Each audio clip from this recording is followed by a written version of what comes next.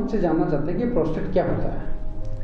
देखिए, प्रोस्टेट पेशाब की थैली के नीचे एक वॉलनट साइज की एक ग्लैंड होती है जिसका यूजुअल वेट 18 से 20 ग्राम होता है।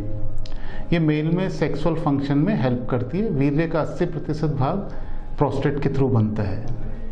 सर, इसकी में क्या क्या बीमारियां हो सकते हैं और क्या लक्षण होते हैं इसके, इनिशियली कैसे मालूम पड़ता है?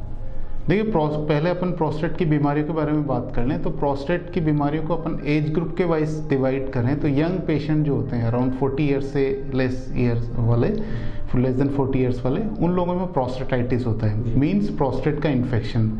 वो एक्यूट भी हो सकता है, क्रॉनिक भी हो सकता है। एक्यूट का मतलब होता है जो कि शॉर्ट ड्यूरेशन के लिए होता है। क्रॉनिक कोई भी बीमारी जिसमें क्रॉनिक लग जाता है, लंबे ड्यूरेशन के लिए चलती है, उसको बोलते हैं। दूसरा जो होता है बिनाइन प्रोस्टेटिक हाइपरप्लेजिया, जो एज के साथ साथ ऑलमोस्ट हर इंडिविजुअल मेल आदमी में सब में होता है। उम्र बढ़ने के साथ साथ प्रोस्टेट ग्लैंड बढ़ना लगती है हार्मोनल चेंजेस की वजह से। जब बढ़ती है, क्योंकि पेशाब का रास्ता इसके बीच से निकलता है, तो ये इसको कंप्रेस करती है, दबाती है, तो उसकी वजह से पेशाब में तकलीफ पैदा होती है। तीसरा जो होता है कैंसर प्रोस्टेट, और अधिक उम्र वाले लोगों में या जिनमें फैमिली हिस्ट्री है, जिनके फैमिली में ऑलरेडी कैंसर प्रोस्टेट हो चुका है, उन लोगों में प्रोस्टेट कैंसर होने की संभावनाएं होती है।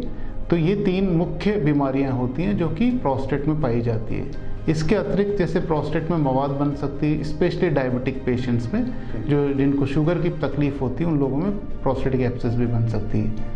रही लक्षणों की बात, तो ये कॉमन लक्षण होते हैं क्योंकि प्रोस्टेट पेशाब की थैली के नीचे होती है, तो पेशाब करने में दिक्कत पैदा होती है, जैसे बार बार पेशाब का आना, रुक रुक कर पेशाब का आना, पेशाब शुरू करने में तकलीफ होना कि जब जाके खड़े रहते हैं और धीरे धीरे शुरुआत होती है, या ऐसा फील होता है कि पेशाब करने के बाद हम पूरा खाली नहीं कर पाए हों। कई बार इसके अतिरिक्त पेशाब में जलन का होना, खून का आना, इसकी वजह से ये लक्षण पाए जा सकते हैं।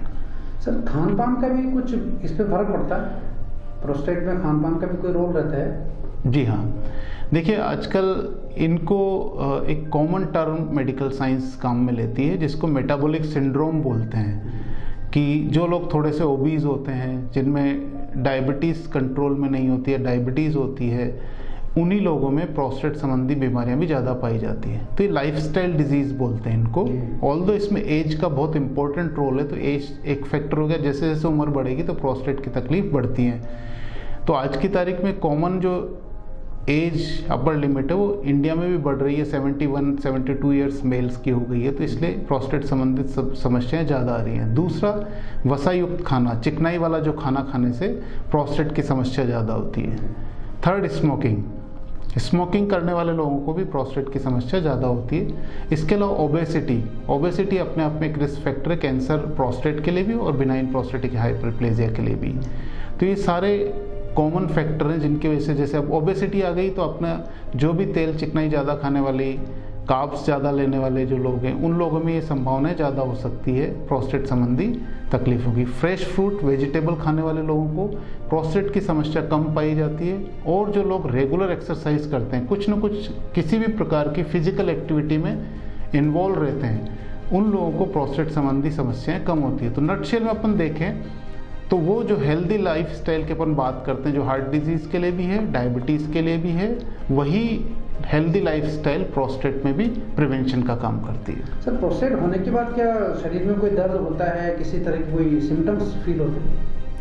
जी हाँ, जैसा अभी अपन ने प्रोस्टेट के लक्षणों के समय बात की थी, तो प्रोस्टेट की वजह से जो लक्षण, पहला लक्षण जो यूजुअली आता है मिडिल एज लोगों में, कि रात को उठ कर पेशाब के लिए जाना पड़ता है। उसके बाद पेशाब स्टार्ट करने में प्रॉब्लम होती है कि आप बाथरूम में गए, खड़े हुए हो, इच्छा तो है लेकिन यूरिन स्टार्ट ही नहीं हो रहा है।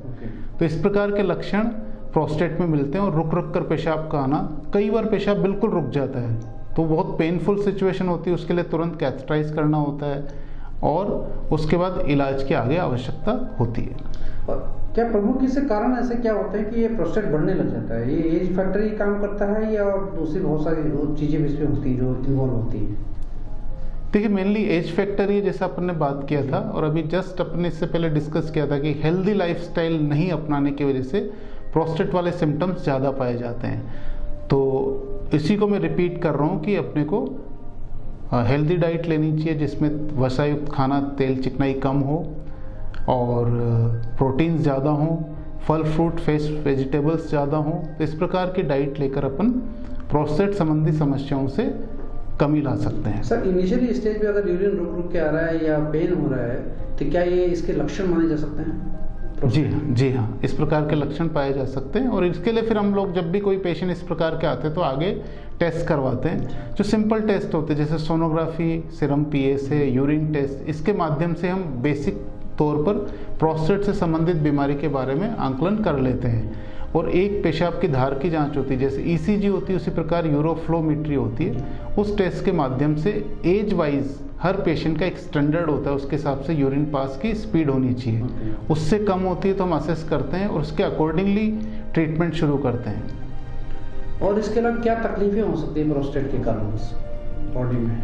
देखिए, जैसे जैसे अपन इग्नोरेंट रहें, जैसे अपन इस चीज़ को इनिशियल लक्षणों को नहीं पकड़ पाएँ, अपन ध्यान नहीं दें, प्रॉपर ट्रीटमेंट ना लें, तो इसकी वजह से प्रोस्टेट कई बार रुकावट करती है। तो लंबे समय तक पेशाब के रुके रहने से दोनों गुर्दों पे प्रभाव पड़ सकता है, तो गुर्दे खराब हो सकते हैं। प्रोस्टेट की वजह से यूरिन में ब्लड आ सकता है, स्टोन्स बन सकते हैं ब्लैडर में और किडनी फेल भी हो सकती है।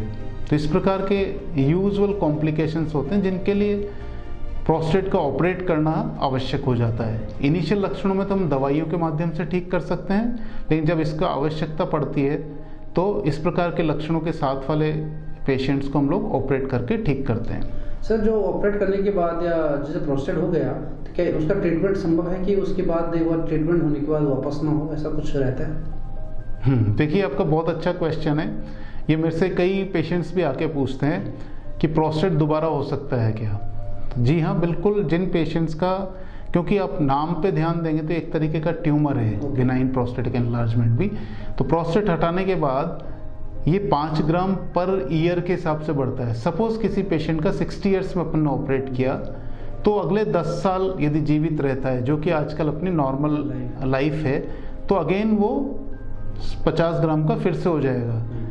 लेकिन अपन इसको रेगुलर मेडिसिन देते रहें, रेगुलर चेकअप करवाते रहें, तो स्पीड को अपन कम कर सकते हैं और इसके लक्षणों से बच सकते हैं। एक आम आदमी या जनरल लोग किस तरह से बचाव कर सकते हैं सर इसके लिए? क्या आपका मैसेज उनके लिए रहेगा कि एक आम आदमी किस तरह से बचे कि उसका प्रोस्टेट होने से बच सके, और अगर हो तो इमीडिएटली ट्रीटमेंट के लिए वो सब अप्रोच करें? जी हाँ, देखिए, बचना तो असंभव है। जो भी मेल है उन सब के प्रोस्टेट है, तो जिस प्रकार आंखों में कैटरेक्ट आता है उसी प्रकार उम्र बढ़ने के साथ साथ हार्मोनल चेंजेस जो आते हैं वो प्रोस्टेट के लक्षण पैदा करते हैं और प्रोस्टेट का बढ़ना शुरू करते हैं। सिर्फ अपन जो कर सकते हैं वो रेगुलर चेकअप करवाना, और अर्ली लक्षण जब आए, जैसे रात को उठना शुरू किया, रुक रुक कर पेशाब आना शुरू किया, उसी समय तुरंत नज़दीकी डॉक्टर से संपर्क करें और उसी स्टेज में अपन मेडिसिन शुरू कर लें, तो इससे होने वाले कॉम्प्लिकेशंस को अपन अवॉइड कर सकते हैं। इनिशियली स्टेज पे अगर मेडिसिन टाइम पे डॉक्टर से मिले तो संभव है कि मेडिसिन से काम से? जी हाँ। Thank you sir very much. Thank you. Bani park heart and EECP general hospital US FDA व अमेरिकन हार्ट एसोसिएशन द्वारा अनुमोदित राजस्थान का प्रथम अंतर्राष्ट्रीय मापदंडों के अनुसार हार्ट अटैक के मरीजों का बिना सर्जरी, बिना भर्ती किए EECP द्वारा अत्याधुनिक इलाज।